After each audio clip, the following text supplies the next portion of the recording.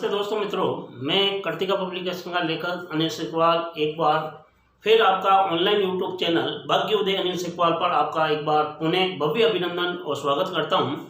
आज हम मनोविज्ञान की प्रश्नोत्तरी भाग 20 के अंतर्गत मनोविज्ञान के कुछ ऐसे चुनिंदा प्रश्नों को लेकर मैं आपके सामने चर्चा करने जा रहा हूँ, जो कि आपके रीट शिक्षक भर्ती को मद्देनजर रखते हुए या फिर आप शिक्षक भर्ती की जो तैयारी कर रहे हो, चाहे आप रीट कर रहे हो, सेकंड ग्रेड कर रहे हो, उन सभी को मद्देनजर रखते हुए आपके लिए काफ़ी उपयोगी रहेंगे। तो चर्चा करते हैं आप और हम मनोविज्ञान की प्रश्नोत्तरी भाग 20 के अंतर्गत कुछ महत्वपूर्ण प्रश्नों को लेकर। देखिए, सबसे पहला क्वेश्चन आपको दिखाई दे रहा है कि निम्न में से कौन सा कथन है जो बुद्धि निहित नहीं होना दर्शाता है।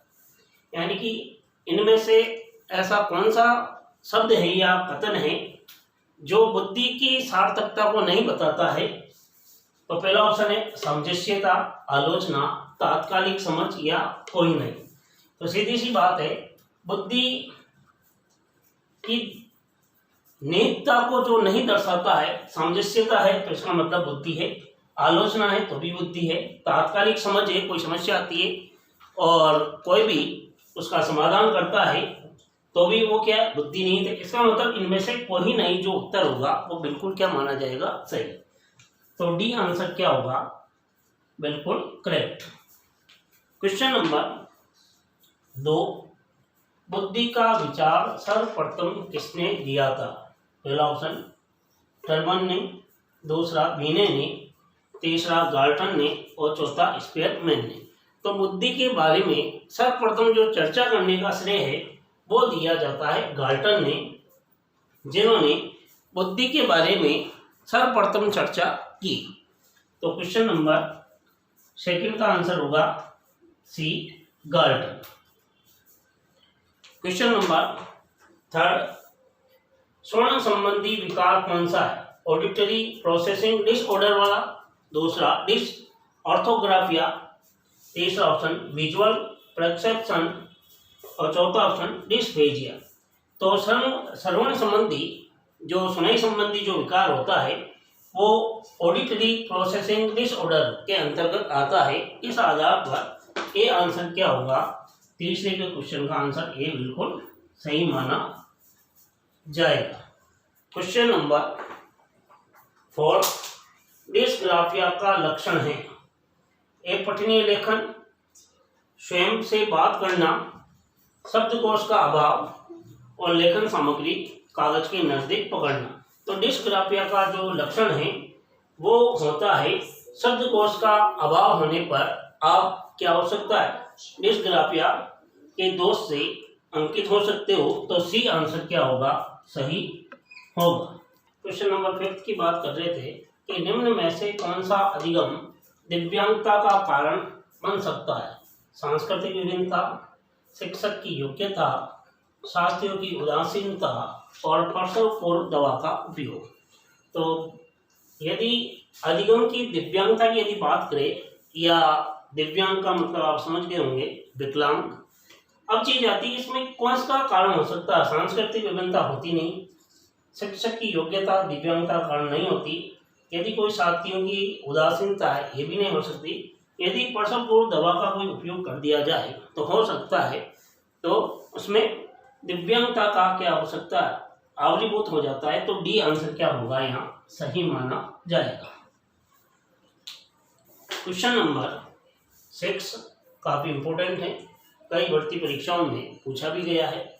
स्वाधीनता में शामिल है विकास में परेशानी, दृष्टिहीनता, अत्यधिक सक्रियता, दूसरों से संबंधित होने में असमर्थता। तो स्वाधीनता का अर्थ ही होता है कि दूसरों से संबंधित होने में क्या होना, समर्थ नहीं होना, ना कि वो विकास में परेशानी होती, ना अत्यधिक सक्रियता होती, ना दृष्टिहीनता। तो डी आंसर क्या माना जाएगा, सही माना जाएगा। तो डी। क्वेश्चन नंबर 7, अधिगम की असमता में सत्य कथन कौन सा नहीं है। औसत या औसत से ज्यादा बुद्धि लब्धि प्राप्तांक वालों में होना, मस्तिष्क की सामान्य कार्य प्रणाली बाधित होना, योग्यता उपलब्धि में स्पष्ट अंतर नहीं होना, इनमें से कोई नहीं। तो अधिगम में होने वाली कठिनाई या किसी में अधिगम की जो क्षमता नहीं है तो उसके संदर्भ में सत्य कथन कौन सा होगा? तो सी आंसर है कि योग्यता और उपलब्धि में स्पष्ट अंतर नहीं होता, ये कथन क्या है? सत्य नहीं है। तो सी आंसर क्या होगा? बिल्कुल करेक्ट। क्वेश्चन नंबर 8, आत्मसिद्धि का पिरामिड मॉडल सिद्धांत किसने दिया था? डेविड ने, गैरेट ने, थॉर्नडाइक ने या इब्राहिम मैस्लो ने?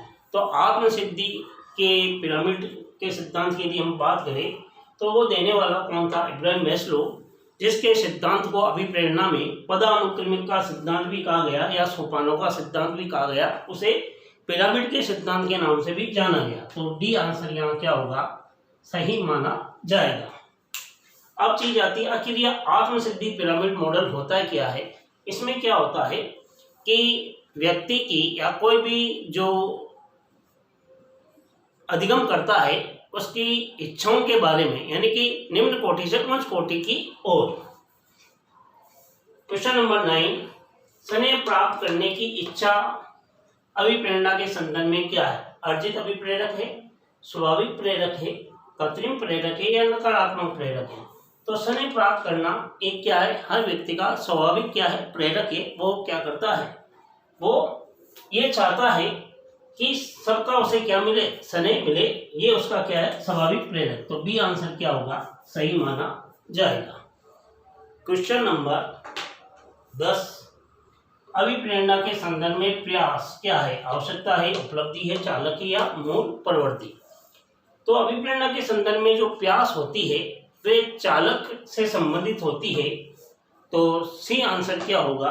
सही माना जाएगा। क्वेश्चन नंबर 11 काफी महत्वपूर्ण है, कई जगह पूछा हुआ भी है। अधिगम को अभिप्रेरित करने का कौन सा तरीका सबसे कम प्रभावी होगा?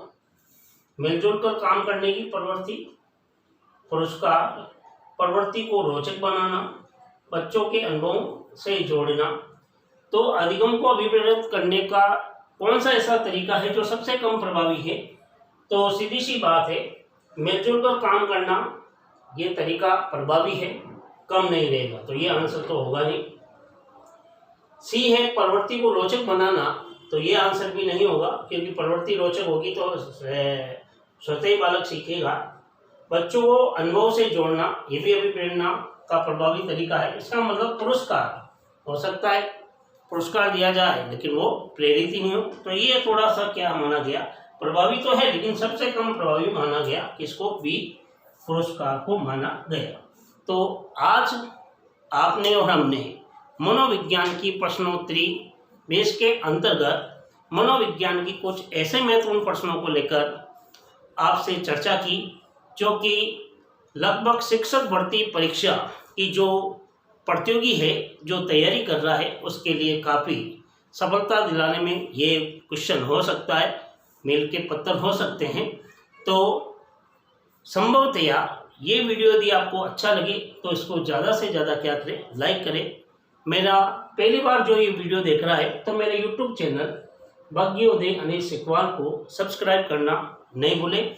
अगले वीडियो में हम फिर मुलाकात करेंगे और फिर हम मनोविज्ञान के कुछ महत्वपूर्ण प्रश्नों को लेकर आपके साथ चर्चा करेंगे।